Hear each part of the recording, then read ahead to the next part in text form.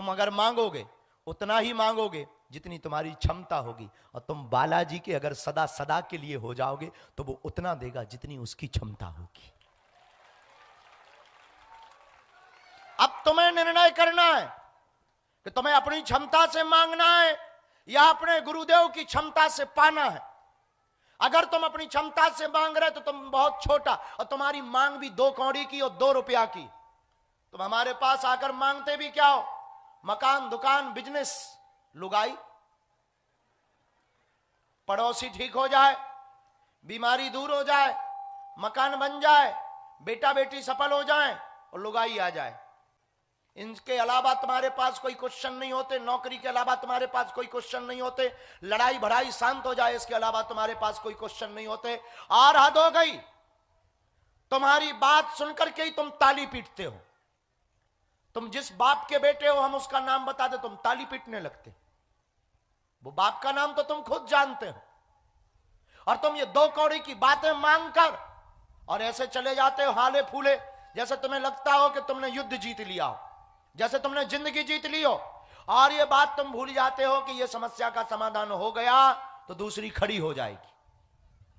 और अक्सर होता है, एक समस्या का समाधान होता है और व्यक्ति हमें बागेश्वर धाम पर फिर मिलता है और हम उससे पूछते हैं, आज तक लाखों की तादाद में यहां लोग आए और लाखों की तादाद में लोगों को देखने के बाद हमने एक ही बात आज से 1 महीना पहले मानी कि लाखों लोग यहां से काम सफल करके गए, वो फिर भी बागेश्वर धाम पर देखे। और हमने उनसे पूछा कि तुम बागेश्वर धाम पर क्यों हो? वो बोले अब नई मुसीबत आ गई है। आपने कहा था कि जाओ शादी हो जाएगी, और 10 साल से शादी नहीं हो रही थी, शादी तो हो गई लेकिन लुगाई बिगड़ गई, और नई मुसीबत लेकर के तुम आ गए।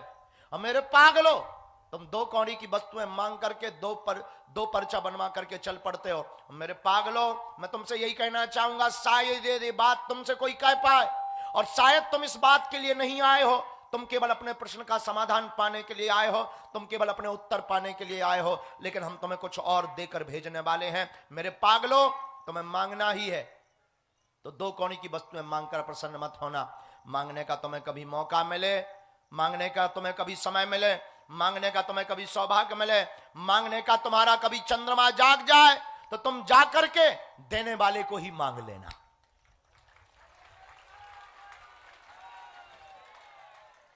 और अगर तुम देने वालों को मांग लोगे तो ये बात हम दावे के साथ कह सकते हैं कि दुनिया में तुम्हारी कोई समता नहीं कर सकता है।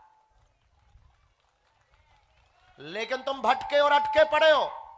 तुम परेशान इसलिए हो क्योंकि आज तक तुम स्थिर नहीं हुए, आज तक तुम स्थायी नहीं हुए।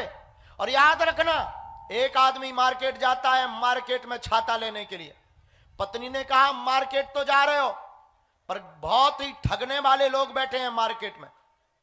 दुकानदार तुमसे छाता का रेट कुछ भी बोले, आधे पर लेकर आना। पति मार्केट गया, दुकानदार से कहा मुझे छाता चाहिए। दुकानदार ने छाता दिखलाया, इसने रेट पूछा, दुकानदार सस्ता जमाना, दुकानदार ने कहा 16 रुपया में दूंगा। इससे पत्नी की बात याद आई, ये बोला मैं 8 रुपया से 1 रुपया ज्यादा नहीं दूंगा। दुकानदार बोले पागल हो क्या, बहुत कम है, बहुत सस्ता है, 8 में नहीं दूंगा। एक काम करो, तुम्हारी ना हमारी 14 में ले लो। ये बोला तुरंत 7 दूंगा। दुकानदार बोला मूर्ख हो, ये तो लुगाई का भरा हुआ आया था। दुकानदार बोला मूर्ख हो क्या, हम घटा रहे तो तुम भी घटा रहे, चलो छोड़ो, मुझे सुबह सुबह बोनी करनी है, 12 दो। ये बोला फिर तो 6 दूंगा। दुकानदार बोला यार तुम पी करके आए हो क्या? बोला बिल्कुल नहीं, चाय पी है। दुकानदार बोला यार देख, सुबह सुबह दिमाग खराब मत करो, मेरी ग्राहकी दिन भर की बर्बाद मत करो, मुझे बोनी करनी हो, तुम पहले ग्राहक हो और पहले ही सुबह सुबह तुम आ गए, 12 नहीं देना तो मत दो, आए के आए जो रेट पर आया 10 दो। फिर बोला मैं तो 5 में दूंगा।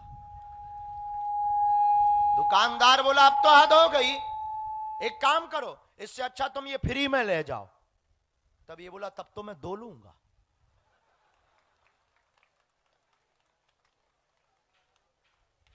और मेरे पागलो, बात यह हुई कि पूरे दिन भर वो मार्केट में घूमता रहा, एक छाता नहीं खरीद पाया। और एक छाता इसलिए नहीं खरीद पाया क्योंकि वो एक भाव पर स्थिर नहीं रहा। एक भाव पर अगर टिक जाता तो छोटी सी वस्तु उसे छाता मिल जाती, और छोटी सी वस्तु भी उसे छाता नहीं मिल पाई मार्केट में, क्योंकि वो एक भाव पर नहीं टिका रहा। और मैं यही तुमसे कहना चाहता हूं, तुम भी अगर एक जगह, एक गुरु, एक परमात्मा के चरण में नहीं टिकोगे तो तुम्हें कृपा कहां से मिलेगी। और मेरे पागलों, अगर तुम्हें कृपा को पाना है, अगर तुम्हें कृपा का आभास करना है, अगर तुम्हें कृपा को प्राप्त करना है, तो मेरे पागलों, जिस प्रकार एक भाव की कहानी हमने तुम्हें सुनाई है, ये बात इसलिए भी सुनाई है कि शायद तुम्हारी चेतना अंदर की जाग जाए और शायद तुम हमारी बात को समझ पाओ। इसलिए ये नहीं कहते कि तुम बागेश्वर धाम से जुड़ जाओ ना, तुम भाग जाओ, जहां तुम्हारा मन करे वहां जुड़ जाओ, लेकिन एक गुरु, एक स्थान, एक इष्ट, एक आराध्य, एक धाम के हो जाओ। देखना कबहू तो दीन दयाल के भनक पड़ेगी कान। इसको ठीक करो, तुम देखना कभी तो उनके कानों में तुम